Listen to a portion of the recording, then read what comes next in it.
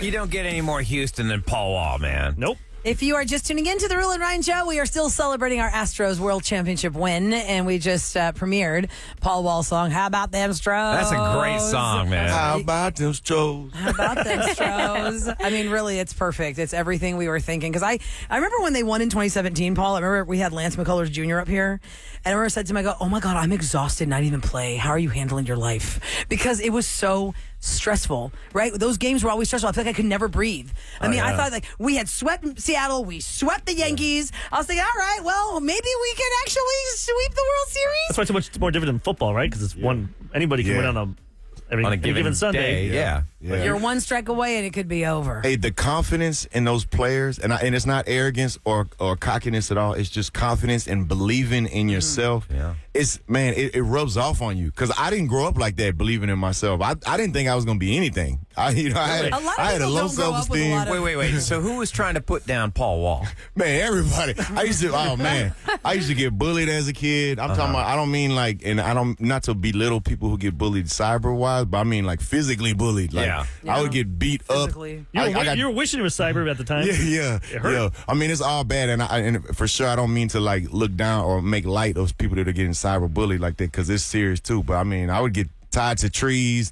They would put lunch meat on me and let dogs loose. What? They made me lie in the middle of the street and throw golf balls at me. Who are these people now? I mean, where are these humans? Somewhere miserable, I'm sure. Yeah. But I wish them the best. Or they come up to you later on. I love like, your attitude, man. When you're famous, they come up to you like, oh, remember me? You We're remember me? friends. Like, no, trust me, they're not coming up saying that. They definitely know. What was your turning point? Like, when did you feel like, Man, I got it. The only time I ever in my life believed in myself was when my boy T. Ferris came to me. And this was after me and Kameen, me and Kameen had some tremendous local success, but we went our separate ways. And at that time, everybody, amongst the music and entertainment industry in Houston was like, you were cool with Kameen, but by yourself, you nothing. That's kind of like what was a vibe. And my boy T. Ferris was the first and only person to ever really believe in me like that and tell me like, hey, man, your best days are in front of you, not behind you. I believe in you, man. You got great things ahead of you, man. You can do it. And he would just always motivate me.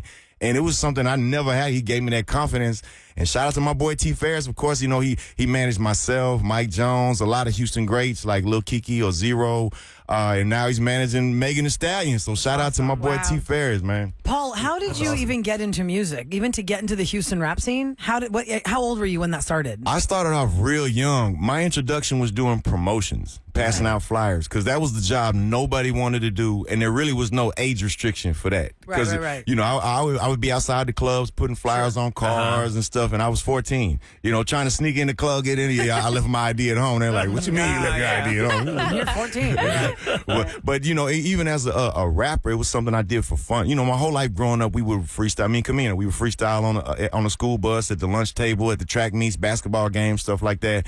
But I never saw that as a career path because I didn't see anyone from my area that was successful at that or that even did it professionally, whether they're successful or not. But as a DJ, that was my dream. Was like, I'm gonna be a DJ, and part of that was I just really loved, the power I had to play the music I liked, not just what you would just hear, whatever the fad was or the trendy music was. I play the B-sides, I played like the deep cut songs on the album. And it does give you an adrenaline rush when you choose music and you see the entire crowd hop into it. Yes. That's really what, for people, because look, there's two kinds of DJs. There's the DJs in the club, and then there's the DJs that are on the air. And people always joke with us like, oh, y'all come to my party. No. We don't do the same thing. We have a different way that we are on the radio. We can't do that. But that is so much fun. I could try for you, but I mean, it's not gonna. Yeah, but it's so much fun when you choose music and you bring an entire room together and everyone's having a great time. Yeah. So then from there, it just went from there. I remember even in those days, it was before there was CDJs or CD turntables. It was all vinyl.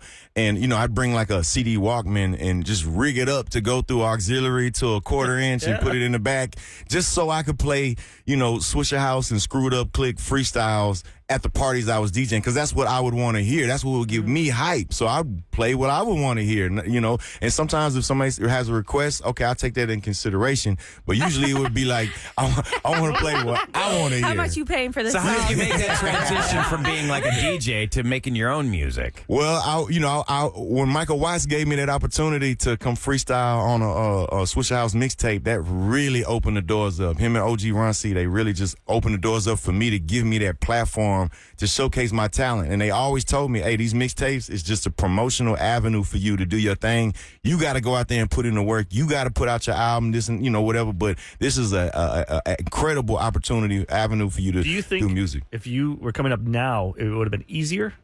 Or do you think it would have been harder? Because with YouTube and social media, You can get yourself out there With faster. different Yeah. vehicles. You don't have to go What out do there you and think? perform live. The way I look at it is, before, if you look at Houston 30 years ago, there was only a few ways to get downtown, a few, freeways. There was I-10, 45, 59, and now you got 288 could get you there.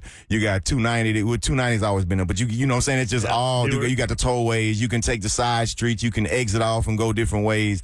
And that's how it is in the music industry. It used to be only one or two avenues to get to the destination. Mm-hmm. Now you can forge your own destination. Right. So definitely there's a lot of oversaturation of everybody being a rapper. Yeah. But that's an incredible opportunity, a dream that a lot of people have that, they didn't ever think they could believe in themselves. Like I never believed in myself, and they're just trying. So when people give me their demo tapes or CDs, they check this out, listen to, I always give them positive encouragement. I don't always listen to their music, but I always give them some positive encouragement. That's awesome that All you're it doing that. takes We're is talking to one Paul person. Wall, by the way, if somebody's just tuning in Yes. right now.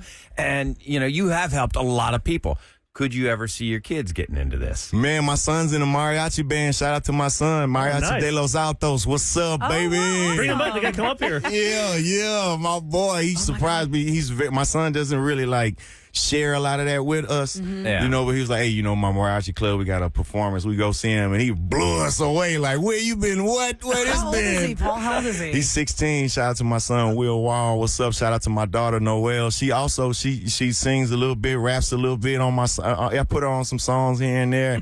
They're both true performers, though. My wife also sung, when we met each other, she was selling CDs. I bought a CD from her. That's how I met my wife. Wow. Okay, wait. So here's the thing we do, Eric. We got to remember this for August. CD. We gotta I hope you remember get this that for CD. August. Yeah. In August, for years on the Roula and Ryan Show, we made it a tradition to wake up kids for the first week of school in really crazy ways.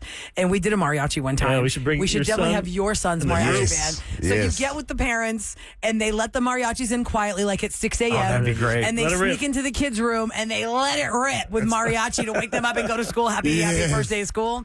We definitely need to get Paul Wall's son's mariachi group to be Yes. part of that. I know That'd we're be so almost out of fun. time, but this is your mic. What do you want to say to Houston right now as the World Series champions? Hey, it's only one thing I can say. How about them Astros, baby? How about them Astros? How about them Astros? Oh my God, so fun. We'll play that song again. How about them Nice. Astros? And on a final note, on text, as we do our show live, we always get lots of feedback. And this text came in at 37530. This is Lewis from Pasadena. He said, I don't think Paul Wall knows or understands how much his music has helped me personally, especially with a song called Just Paul Wall. So thank you so much for what you do, Paul Yeah. Wall. Hey, thank you. I love you. I love you, Houston. We love you. How about them Astros? Yeah. Thanks, buddy. Paul Wall, you are the best.